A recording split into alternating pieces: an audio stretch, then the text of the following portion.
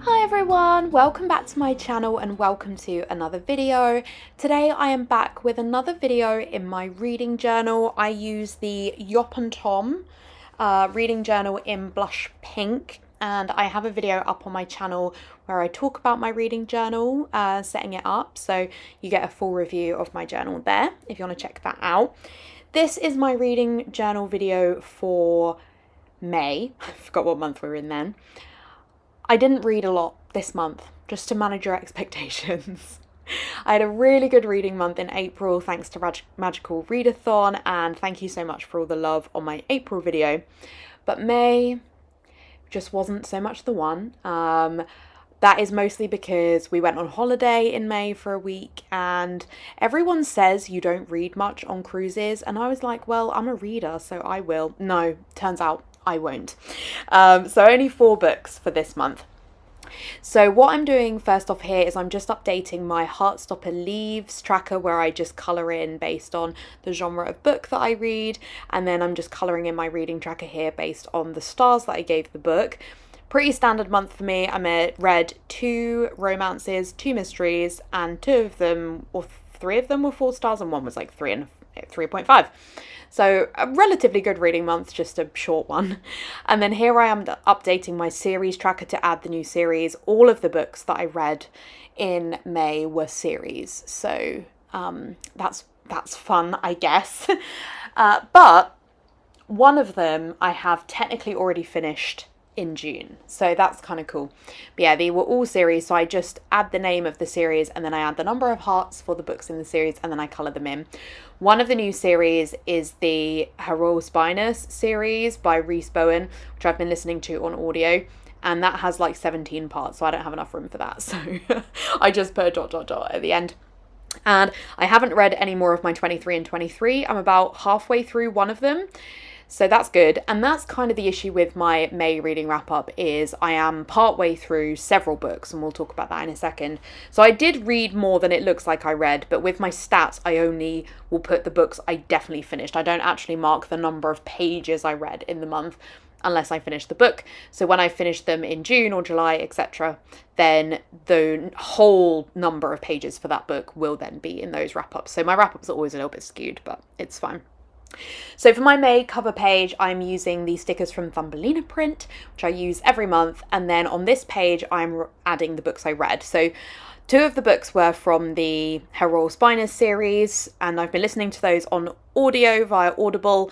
I just listened to a sample of the first one and thought that sounds fun, and I really like them. I've been looking for an audio series that I could listen to since I decided to kind of DNF the Agatha Raisin series by MC Beaton, which is just outdated and has elements of racism I don't really feel comfortable with.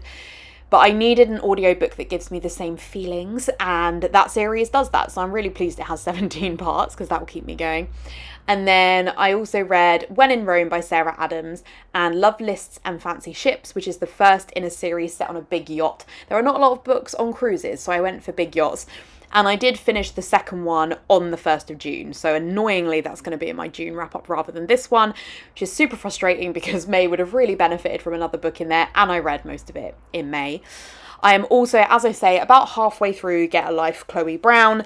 I am also listening now to Death at Wentwater Court, because while we were on the cruise, I finished my audiobooks of Heroal Spinus, so I needed a new one, and I didn't have any Audible credits, and I don't really know much about Scribd and that kind of thing, so I just got this one, and I'm probably 3/4 of the way through that one now. And that one was free. It's fine. I don't love the audiobook narrator as much as I love the Rhys Bowen audiobook narrator, but it's fine. I maybe read another 20 or so pages of Jade Legacy or something like that, and I leave Ariadne on here more for the joke at this point, because I've been in the middle of that, well, 15% of the way into that over the course of the year. So let's talk about my stats. So as I said, 4 books, total number of pages was 1,287, so pretty terrible compared to the rest of the month. But I have a goal to read 100 books in May, and in the year. And I am still probably 4 or 5 books ahead on Goodreads, so not so bad. And those stickers, the May is from Planner Face, and I do PR for Planner Face, so you can use my code CAT10 to save 10% on your orders. Add my name and notes to seller to pick up my freebie. She's just released some really fun bottom washi strips in floral, so I would recommend those if you like the floral stuff. And then the other stickers are from Coffee Monsters Co. And then the graphs are ones I make for myself using the core pile spreadsheet, which is by Books Roast, that my fiance amended for me so that I could add in stats per month. And I just print them, put them in a Google Doc, print them out and cut them out. It's not super professional, but it works for me. So in terms of the stats, 2 of them were physical books and 2 were audio.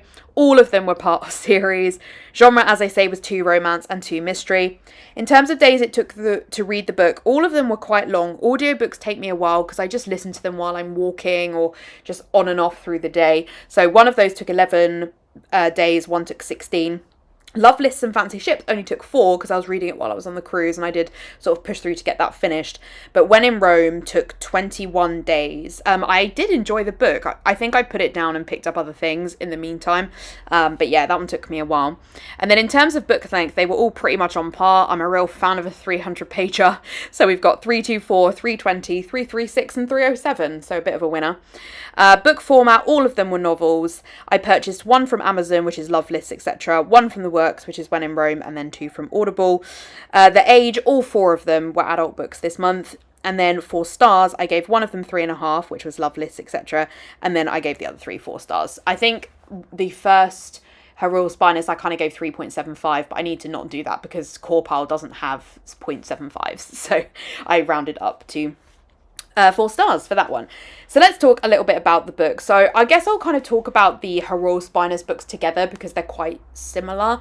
So they're basically about Lady Georgina Runnock, who is 34th in the line to be queen, but she's really down on her luck. She doesn't make nearly enough money given that she is royalty, and she ends up needing to move into her brother's home, and she's living there for a few days, and there's this guy who keeps coming around basically saying he's going to take over the property, and she, you know, tries to get rid of him, but then one day she discovers him dead in the bathtub, and she then kind of takes it upon herself because she obviously needs to clear her brother's name. It's set in like the 1930s or the 1940s, maybe even earlier, so there are elements of it that are kind of historical, but I don't mind them in this book. I think the book kind of takes the piss of itself in a way that's quite funny. Whereas the Agatha Raisin books, which are not set back in the 40s or anything, they're probably like 80s, 90s, are much more of the time in a way I don't appreciate. These books were written in 2007, 2008, so a little bit more recent. But yeah, I think they are quite like making fun of Georgie and the society that she runs in and how it's kind of posh in a slightly over the top way, but it is quite funny. They have really sort of exaggerated accents, and the audiobook narrator is so good, so I would really recommend them. I think they're really easy listens, but and I really like the mysteries as well. They are just very slow, so particularly the first one, I think the murder doesn't happen until like 3/4 of the way through the book or something like that. It's really slow. There is a lot of character background, but then it's a 17-part series, so if you're going to listen to the whole thing, you don't need as much background. But even the second one, which is then about Georgie has a guest, which is Princess Hannelore, coming to stay with her and sort of showing her off to society in England. And 3 murders happen, and on the third one she kind of thinks, okay, maybe these are connected, and again takes it upon herself to solve them. So very sort of cozy mystery vibes in that way. But even that one, I would say it takes probably half the book before you've got all of the background of the characters released. But part of that is so I guess you can decide who you think did it. So I think it's kind of useful. But yeah, I really enjoyed them. I would really recommend them if you are looking for a recommendation for something that's quite an easy listen on Audible. Then I read When in Rome by Sarah Adams. This is the first in a series, which I didn't realise, but I'm looking forward to reading the second one. I think I'd already put it on my TBR. This is about a pop star called Amelia who really needs to escape her career. And so she follows in the footsteps of her favourite movie star, Audrey Hepburn, and she wants to go to Rome, but then she ends up instead going to Rome, Kentucky, because that's a bit easier for her to get to. And she ends up, her car breaks down on the driveway of Noah Walker, who is a small town guy with a very small town life, and it's about her sort of, you know, getting stuck there for a weekend. Weekend turns into a few weeks, and she really falls in love with the charm of the town. So it is a small town romance. It's a little bit Grumpy Sunshine, and I really liked it. It was very enjoyable. I don't think it's the best written thing I've ever read, but I do enjoy Sarah Adams's book. She also wrote The Cheat Sheet, which I really liked. And the only downside for me is that it doesn't have steamy scenes, but it really kind of leads up to steamy scenes and then doesn't have them, which I just find a little bit weird. So that's kind of probably why I wouldn't really rate it higher. Then I read Love Lists and Fancy Ships by Sarah Grinder Ruiz. I know I've pronounced that name incorrectly. This is about Jo, who is about to turn 30, and she has a 30 before 30 list. And her best friend Nina and her nieces encourage her to carry on with the list despite some a really, really horrible thing that's happened, which has sort of derailed the list. But they encourage her to push forward with it. And one of the items is to kiss a stranger. So she goes out to a club and she kisses a guy called Alex, who is very taken with being kissed, but they don't think they'll ever see each other again. And then he ends up moving into the condo next door to her, and he ends up working on the big yacht as the chef that she is stewardess on. So they, you know, run into each other multiple times, and it's kind of about, okay, well, if we keep getting thrown into these situations, is this fate intervening? This is quite a fun book, but there is so much grief. I won't spoil what it is because I read the blurb earlier and it doesn't include it. So I won't spoil what it is, but it's so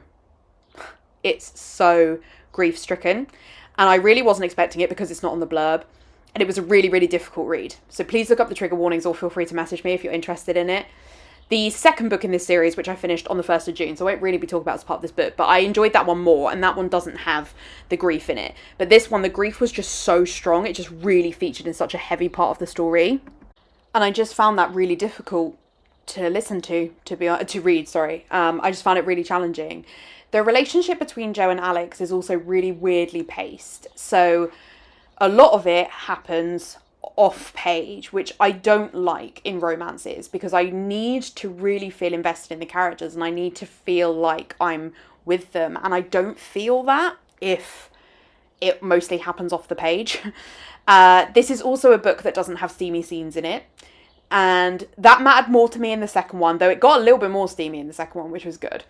But it didn't have any steamy scenes in the first one. I was like, this book I probably could have done with it. But that's mostly because I read a lot of that kind of romance, I guess. So it's very noticeable to me when I read a closed-door romance. And sometimes it doesn't bother me. But in this one, I felt it would have added to it. I think because I really just felt like I wasn't very involved in Alex and Jo's relationship. But I really liked the cast of characters because there's a lot of them. You've got Nina, the best friend, who's the feature of the second one, and Ollie, her kind of on and off again partner.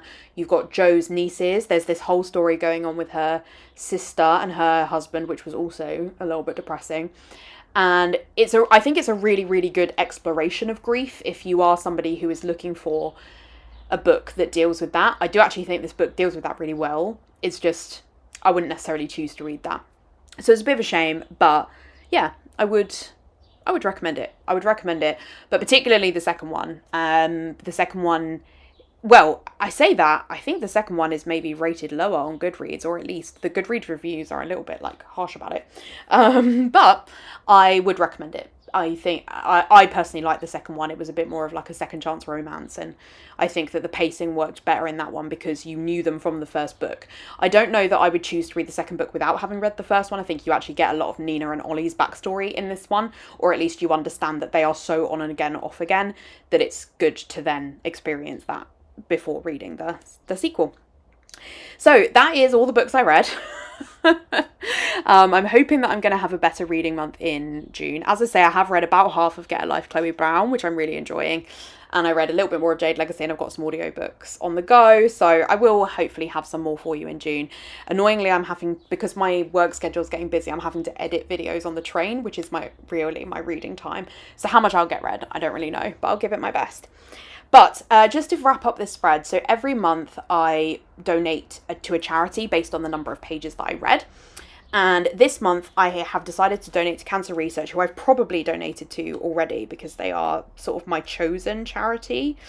So, I did Samaritans of Jerry. No, maybe I haven't actually so far. But I did a challenge that Cancer Research were encouraging for May, where I walked 100 miles in May, and I walked 112, and that was massive part helped due to walking an 8.5 kilometre hike up Pulpit Rock, which is the picture that I'm showing there. So I'm really, really pleased about that. And in total, I raised £215. I donated £30, which is normally what I would read in a month. I didn't want the charity to suffer as a result of me having not read as many books. So I did decide to donate a little bit more. But overall, I've raised £215, which is amazing. If you would like to donate, I will put the link in the description. It would obviously mean a lot to me. I have had family members that have gone through cancer, including my mum, who went through breast cancer a few years ago. So it would mean a lot to us. But otherwise, that is it for this spread. I hope you enjoyed the minimal setup, and hopefully you will enjoy my June one, etc. in the future. If you did enjoy this video, I would really appreciate a like, and if you haven't already, I would love it if you'd subscribe. And in the description, I will put a link to my Instagram and my Goodreads if you want to check out any more content from me, particularly my Goodreads if you want to see what I think of books in real time. But otherwise, I will see you in my next video. Bye!